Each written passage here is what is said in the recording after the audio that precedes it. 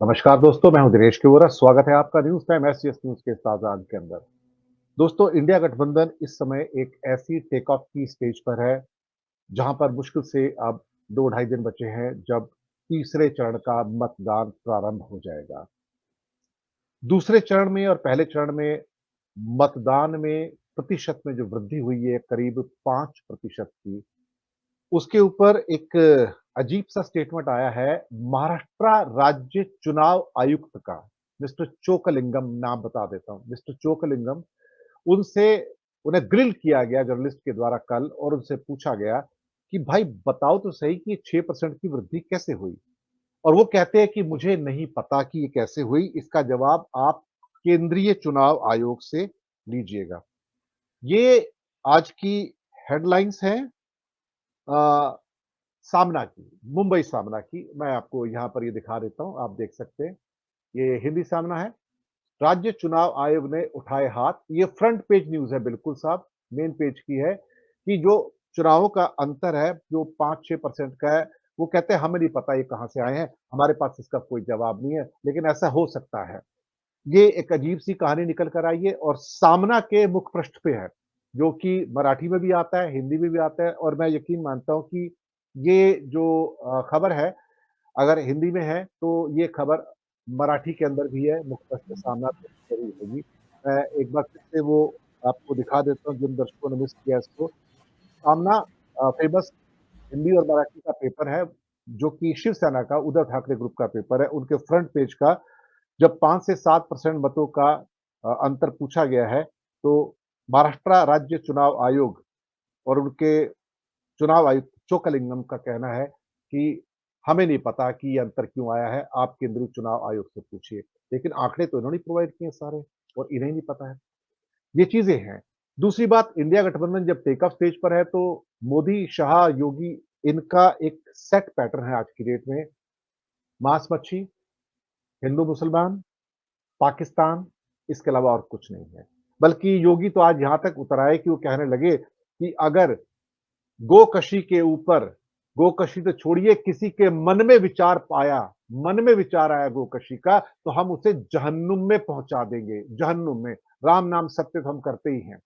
कमाल की बात है, मैंने उनसे सोचा कि पूछ लूँ, वो आपके गोवा के मुख्यमंत्री तो कहते हैं हम तो अब बीफ आपको देंगे, बीफ गाय काट भी सकते हैं, खा भी सकते हैं, नॉर्थ ईस्ट में आपके सारे राज्य ही करते हैं। तो यहाँ पर गोकशी के ऊपर सोचना भी आप जहन्नुम में भेज देंगे, ज़रा अपने ही जो आपका काउंटर पार्ट है, ज़रा बीजेपी का मुख्यमंत्री है, ज़रा उनसे बात कर लीजिए, आप देख लीजिए आपको क्या जवाब मिलता है। तो ये नया भारत है।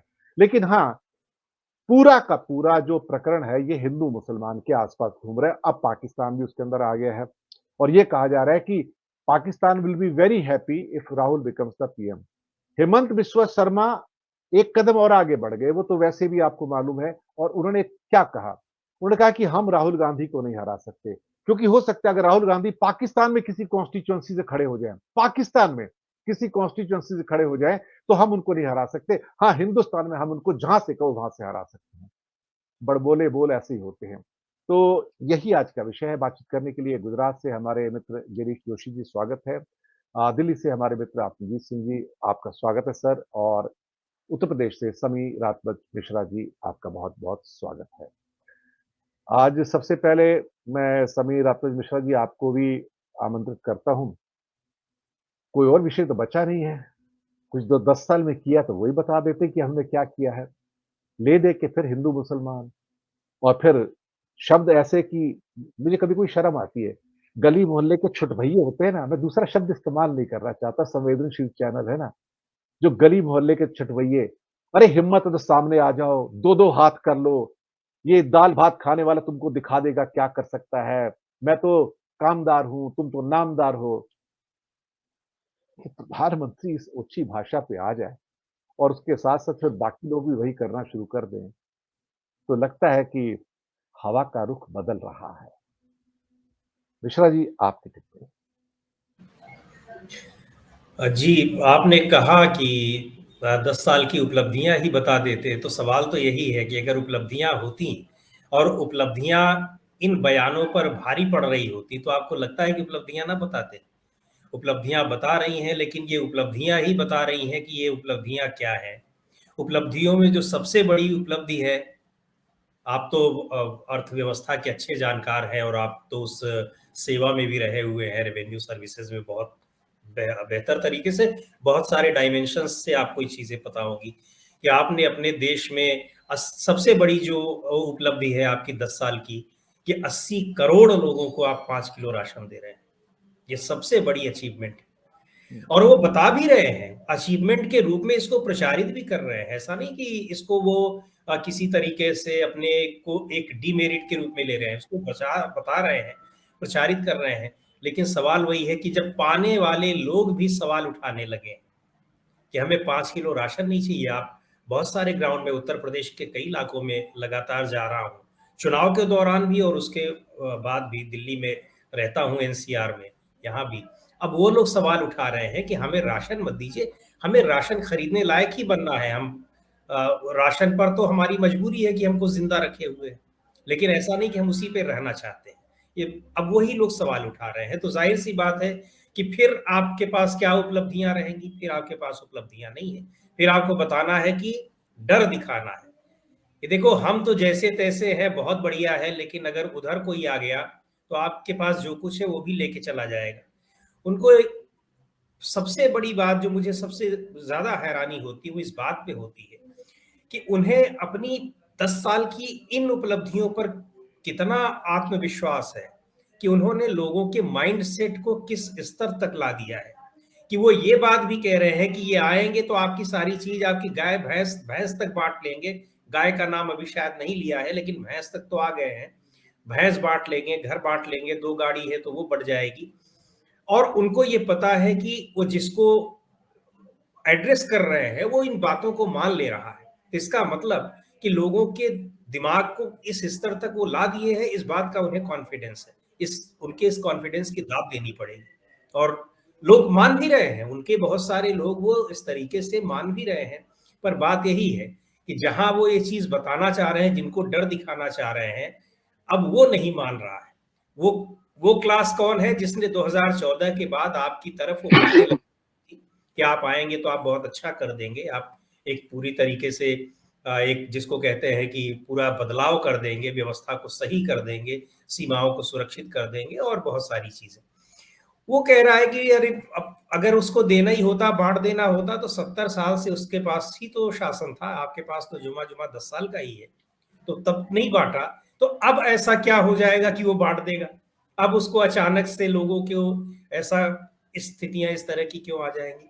तो लपोलुआब ये कि एक तो आपके पास उपलब्धियां उस तरह से नहीं है जो आप बता सकें, जो आपको लगे कि ये उपलब्धियां वो हैं कि इससे लोग कन्विंस हो जाएंगे, सिवाय ये कि हमने ये दे दिया, घर दे दिया, राशन दे दिया, 2000 रुपए दे दिए। ठीक है, जब नहीं, आप ये भी एक वेलफेयर स्टेट का काम है, बिल्कुल देना चाहिए जिनके पास नहीं है। लेकिन सवाल ये है कि हम 5 साल के लिए इसको फिर बढ़ा देंगे, फिर 10 साल के लिए बढ़ा देंगे, ये चीज ठीक नहीं, क्योंकि ये आप अर्थव्यवस्था पर भी बोझ डाल रहे हैं और अपने लोगों का जो एक जो प्रोडक्टिव जो ये एक लोग हैं उनको भी आप नॉन प्रोडक्टिव बना रहे हैं, उनको भी आप कुछ करने से एक तरीके से रोक ही रहे हैं। अगर इस चीज को आप लगा इस पर आना, लेकिन बस एक इसमें यही एक बात है कि अब लोग इस बात पे ये सवाल उठा रहे हैं और मैं ये देख रहा हूं कि बहुत गंभीरता से सवाल उठा रहे हैं कि हमें इन चीजों से नहीं मतलब है कि वो क्या कर देंगे, ये क्या कर देंगे, आपने जो किया है और आपकी आगे की क्या प्लानिंग है। अगर ठीक है उन्होंने तो किया, जनसंख्या के हिसाब से देखा जाए तो उस दौरान उन्होंने रोजगार भी दिया, नौकरियां दी। यहाँ तो रोजगार और नौकरियां खत्म होती जा रही। रोजगार के लिए आप सेल्फ डिपेंडेंट आदमी खुद ही दुकान खोल करके बैठेगा, चाय बेचेगा, पान बेचेगा, मसाला बेचेगा, तो उसमें आप उसमें आपका क्या एहसान है? सरकार केवल लोगों को ये बताने के लिए थोड़ी होती है कि हाँ आप आपके पास नौकरी नहीं तो आप चाय की दुकान खोल दीजिए। सरकार ये बताने के लिए नहीं होती कि नहीं है तो क्यों नहीं है, आप योग्य भी हैं, योग्यता भी है और फिर भी आपके पास नौकरी नहीं है, आपके पास रोजगार के साधन नहीं है, तो क्यों नहीं है ये बताना चाहिए ना उसको, वो उसको तलाश करनी चाहिए।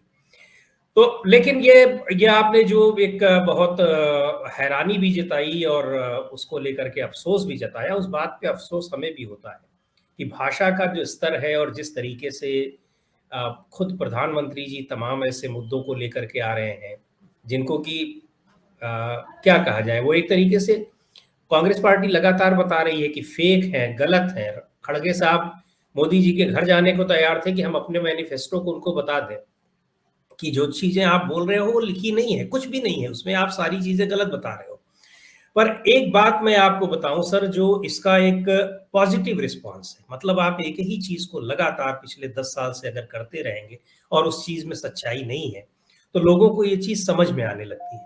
आप ये देखिए कि कांग्रेस पार्टी के मैनिफेस्टो को लेकर के अचानक 8-10 दिन 15 दिन पहले, क्या मुझे लगता है कि पहले फेज के चुनाव के बाद अचानक ये शुरू हुए, क्योंकि पहले फेज की स्थितियां बहुत ज्यादा इनके प्रतिकूल दिखाई पड़ी। लेकिन उसके बाद जब से ये इस चीज को लेकर के, इस मुद्दे को लेकर के आए हैं कांग्रेस के मैनिफेस्टो को, और उसकी बाल की खाल निकाल रहे हैं कि इसमें ये है, इसमें ये कर देंगे, वो कर देंगे, न तो कांग्रेस पार्टी उसका बहुत लोड ले रही है, विपक्ष की दूसरी पार्टियां नहीं ले रही हैं, और बहुत ज्यादा मतदाता भी अब इसके बारे में सोच नहीं रहे हैं, बातचीत नहीं कर रहे हैं। और वो किन मुद्दों पर अब बात कर रहे हैं? अब वो उन मुद्दों पर बात कर रहे हैं जो कांग्रेस पार्टी अपने मैनिफेस्टो में वास्तव में ले आई है, या दूसरे विपक्षी दल है वो बता रहे हैं कि हमारे मैनिफेस्टो की मेन चीजें ये है।